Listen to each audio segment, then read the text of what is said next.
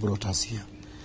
When in 2013 the government decided to get into very serious, ambitious and heavy projects which this country could not afford, we cheered on and we said that based on that we'll be able to grow our economy, and in a very short while we'll be able to be self-reliant.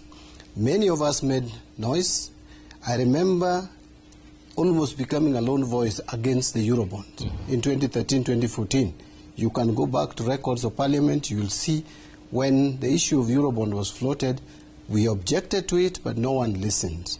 Now we are here again and we are being told that just tighten your belts. Within a very short time, we will come out of this.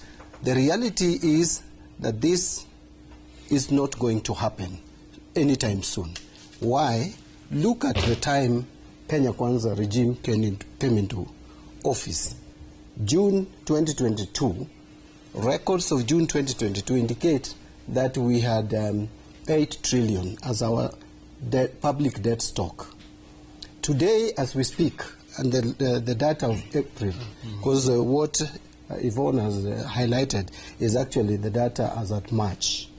As at April, we are 10.54 trillion shillings.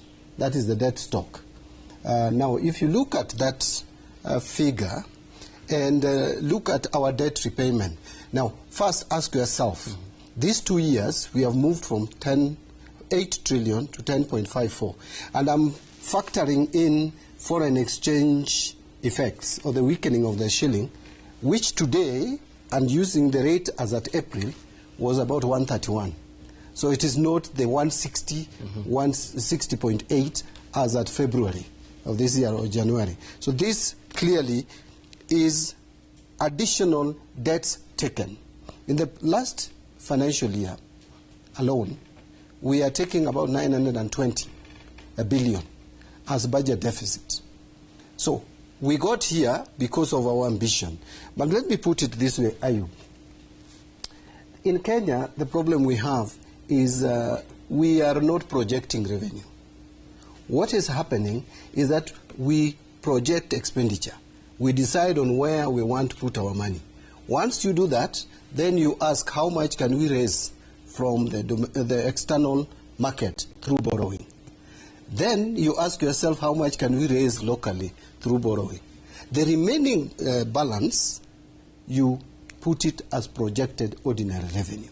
Because IMF has conditionalities, and IMF actually is also a player in this game. In fact, IMF is impoverizing Kenyans.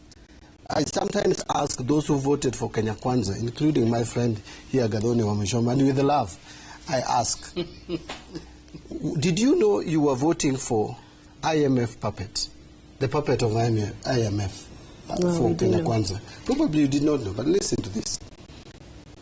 The government is telling us today, Nimrod and Ayub, that we are going to grow our revenue, ordinary revenue, tax collection, from the current 2 trillion 452 billion to a projected sum of 2 trillion 913.2 billion. Okay.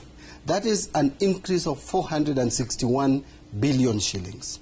How would you grow that, which is 19% growth, in an economy that you project to grow at 5.5%? Thank you. These are the kind of assumptions that we make which put us into problems. Yes. Mheshimiwa Mtata, ulizungumzia